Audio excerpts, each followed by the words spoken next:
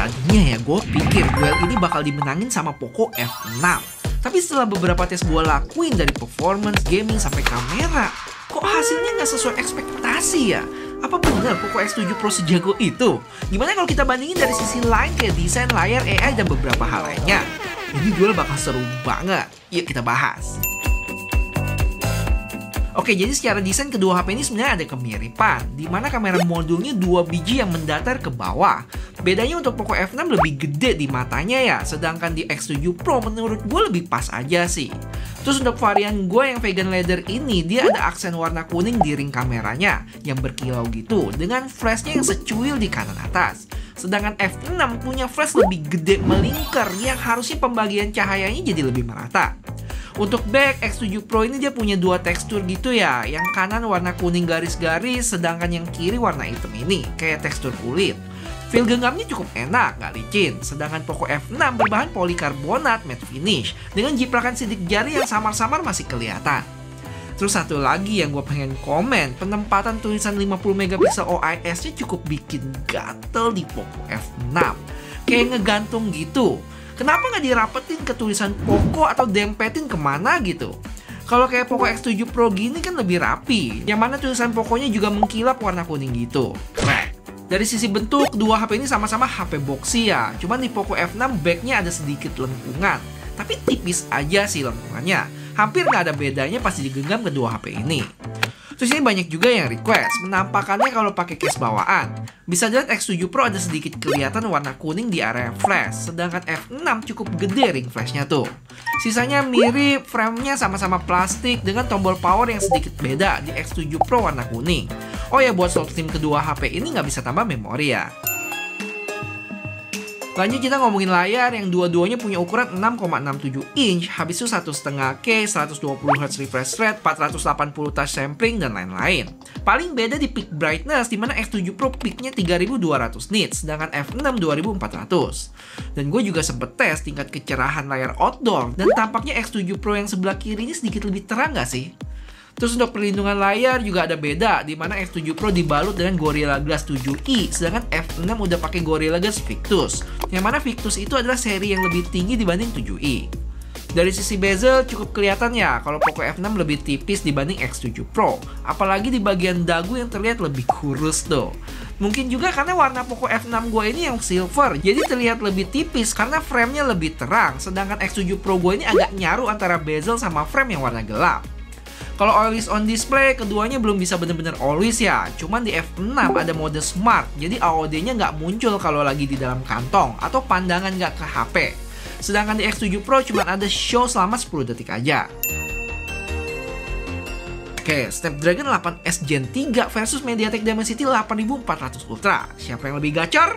Sebelum gue mulai, biasa gue pastiin dulu baterai sama-sama di 100% dengan settingan yang sama mulai dari WiFi sampai update software terbaru.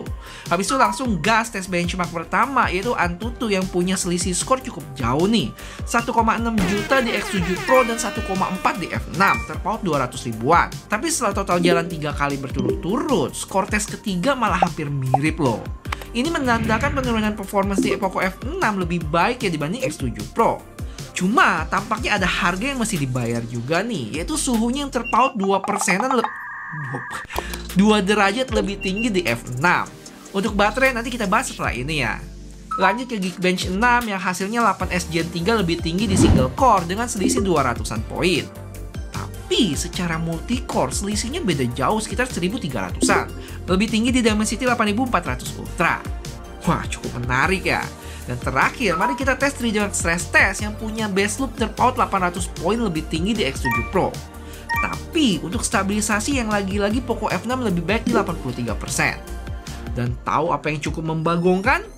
Suhunya bisa tembus sampai 50-an derajat di Poco F6. Gile. Cuman perlu diingat ya guys, suhu bisa sampai 50 derajat plus-plus gini harusnya cuma terjadi saat jalanin benchmark aja. Dan emang tujuan benchmark itu ya buat nge-push performanya ke titik maksimal.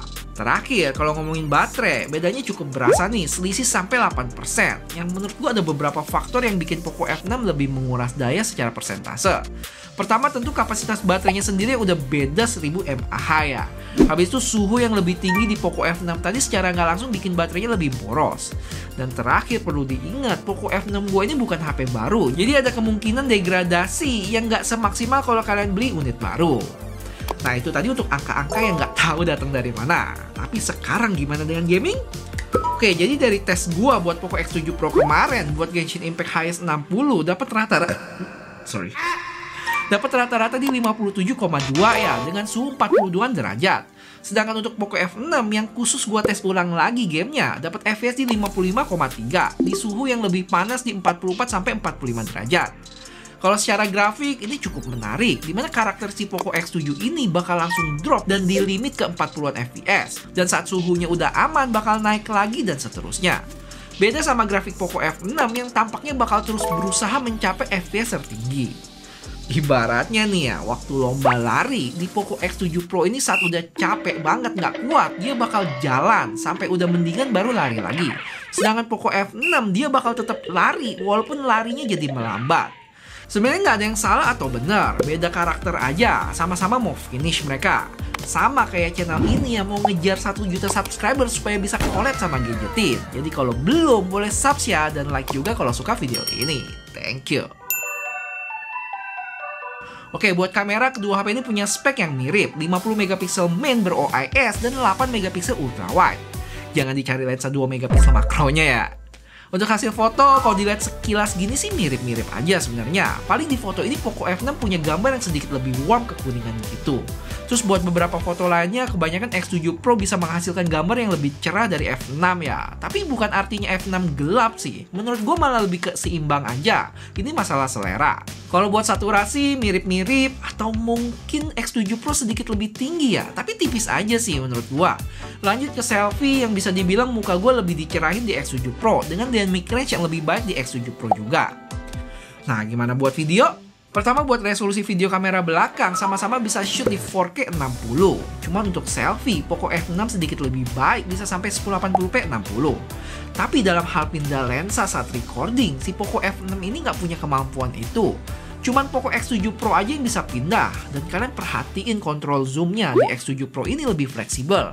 Bisa langsung loncat pindah lensa dibanding Poco F6 yang cuma bisa di slide. Nah, lanjut kita ke hasil video yang mana di X7 Pro dynamic range-nya oke dengan karakter warna yang lebih tinggi saturasinya, sedangkan F6 lebih natural.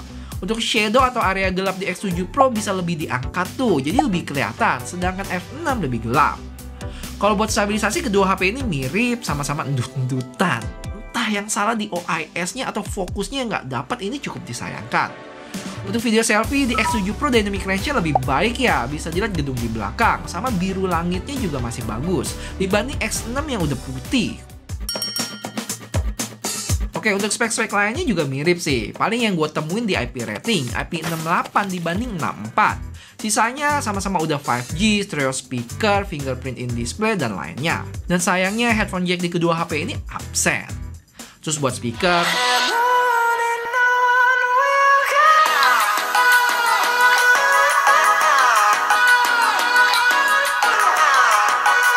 kalau buat vibration motor di kedua HP ini juga enak loh, bulat nggak yang nyebar gitu. Paling coba dicek lagi kalau kalian ada yang ngerasa haptic feedbacknya pas ngetik kayak kurang bulat. Coba deh jangan pakai keyboard bawaan tapi ganti ke Gboard. Terus kalau buat fitur-fitur AI sama ya, di galeri ada AI Image Expansion, AI Film, AI Erase Pro juga yang bisa ngebantu buat expand objek dan hapus objek-objek foto yang nggak diinginkan. Sama berkat HyperOS 2 di Poco F6 ada settingan baru di settings yang ngejabarin fitur-fitur AI-nya ada apa aja. Habis itu kalau ngomongin software update, dua-duanya sama nih dengan update Android dan HyperOS selama 3 tahun dan security patch 4 tahun. Cuma perlu diingat, Poco F6 ini udah kepake 1 kali Android update ya ke Android 15 HyperOS 2 yang buat jadi setara dari sisi software X7 Pro. Paling satu sih yang bikin gue nggak bisa tidur walaupun kedua HP ini udah sama-sama Android 15 HyperOS 2. Untuk kamera tadi, kenapa kontrol zoom di Poco F6 masih jadul ya? Nggak bisa fleksibel gitu. Belum lagi di Poco F6 nggak bisa pindah lensa ke ultrawide lagi. Oke, kalau ngomongin harga, jelas belum tahu bakal berapa duit waktu keluar resmi di Indonesia. Cuman yang menarik, untuk Poco F6 sendiri harganya udah turun dan mirip dengan Poco X6 Pro yang launching tahun lalu, yaitu di sekitar 5 juta untuk varian 512, yang mana harga aslinya di 5,7 juta tuh. Dan entah kenapa feeling gua harga Poco X7 Pro nantinya nggak bakal jauh-jauh kayak Poco X6 Pro tahun lalu. Dan kalau benar, kira-kira mending mana nih? Poco F6 atau X7 Pro? Kayaknya bukan pertanyaan yang susah buat dijawab nggak sih? Menurut gue jelas Poco X7 Pro. Baterainya lebih gede, performance yang lebih baik, secara suhu pun lebih adem ya. Walaupun untuk stabilisasinya Poco F6 lebih baik di sini. Dari sisi kamera mungkin masih bisa didebat tuh, dan lebih suka karakter gambar Poco F6. Tapi tetap ada beberapa hal yang cukup ngeganggu, diantaranya kontrol zoom yang masih jadul sama nggak bisa pindah lensa saat recording, agak disayangkan. Selain itu, Poco X7 Pro juga punya software update yang lebih panjang setahun, layar lebih terang, plus IP rating yang lebih baik, dan lain sebagainya. Gimana dengan Poco F6? Jujur nggak banyak daya tariknya sih kalau dibandingin sama X7 Pro. Bezelnya mungkin lebih tipis, terus selfie bisa 1080p 60. Kecuali satu nih, misalnya dari sisi harga Poco F6 bisa diturunin lagi dari X7 Pro, mungkin baru lebih ada perlawanan. Atau gua ada yang kelewat? Coba share pendapatnya ya, biar sama-sama belajar kita. Thank you.